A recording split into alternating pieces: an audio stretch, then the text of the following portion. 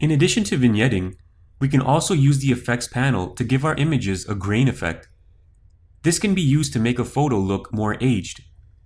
For this lesson, open image WA008.jpg. Now under the grain heading, slide the amount over to the right. This increases the amount of grain in the image. Size refers to the size of the grain. For very fine grain, move the slider to the left.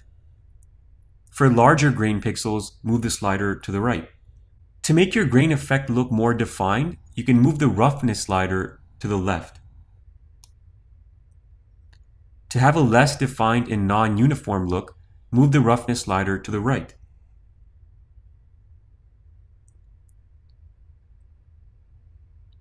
So you can go ahead and adjust each one of these sliders until you get the desired effect.